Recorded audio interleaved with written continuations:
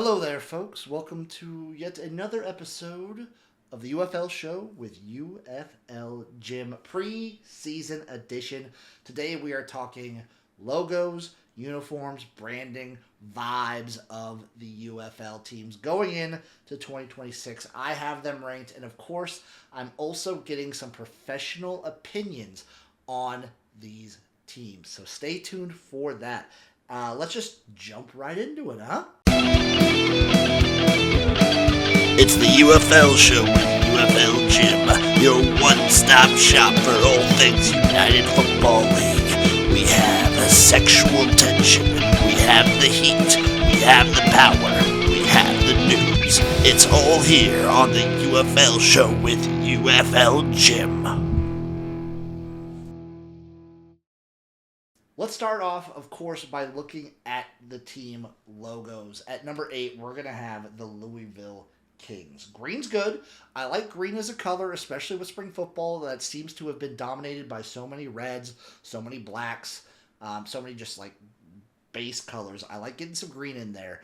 But the horse looks a little weird to me. I understand that he wants to embrace like the whole Kentucky thing in there, but we already have a horse logo in the UFL that I think is way better. And it looks a little too similar to the DraftKings logo for me.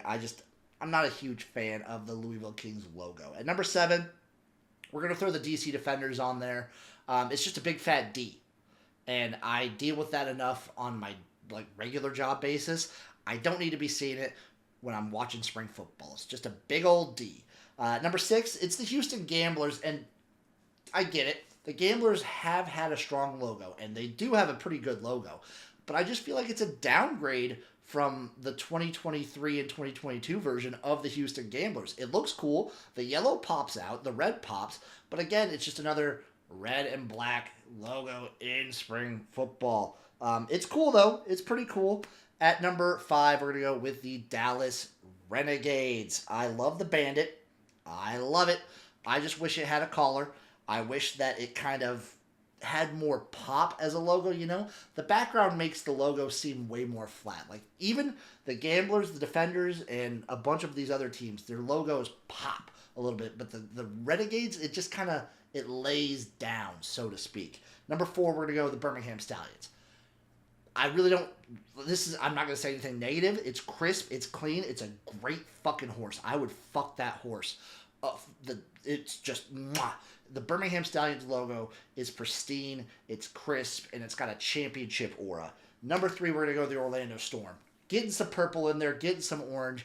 You're thinking Maulers, maybe to an extent, but this is so much cleaner. It works, it looks good, and I don't even know if I like the Storm name, but the logo it grew on me.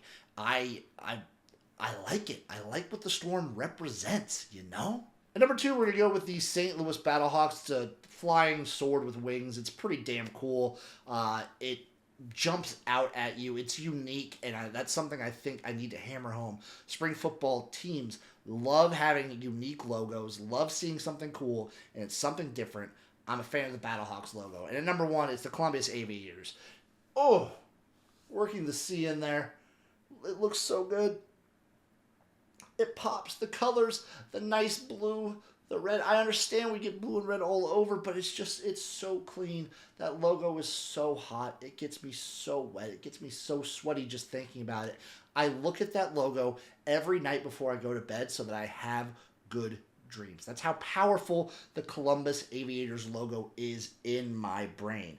It's so good. Overall thoughts on the logos. The new ones, pretty darn good.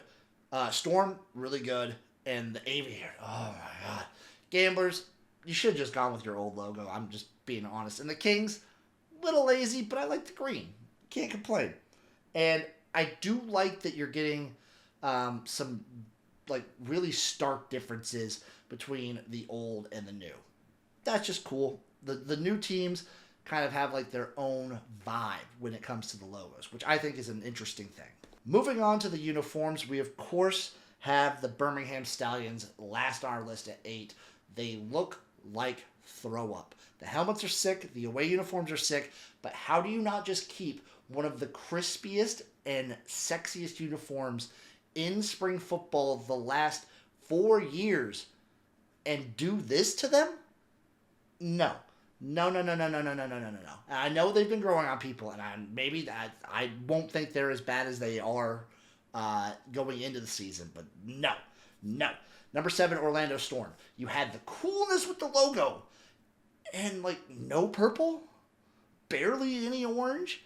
This is kind of like a lazy New York Guardians ripoff, and no, not here for it. Not a fan. Number 6, Louisville Kings. Okay. That's what I feel when I see the Kings here. I'm just like, St. Louis Battlehawks. Battlehawks have always had pretty clean uniforms. I just feel like this is a step down from what we've been seeing. I love the helmets. I'm one of the people that like the black helmets on the Battlehawks, but some of the stuff with the logo integration with the helmet, could have been way better. I don't hate them, but I don't love them. Number 4, we're going to go with the Houston Gamblers. And again, Gamblers have always had pretty strong uniform showings. This one's no different. Pretty darn good. I love the shoulder patch, and I'll get into that later, but I love the shoulder patch on almost every single uniform, but the Gamblers especially. Somehow the red pops more than previous teams with this color combination have popped. I really like what they've got going on. Good on you, Gamblers. Number 3, we're going to go with the Dallas Renegades. Another strong contender. Their uniforms, the blue is just so good, and it works so darn well. The way the logo fits on the helmet, I love seeing it. Good on you, Dallas. Number 2, DC Defenders. They've had the cleanest uniforms in the league since 2020.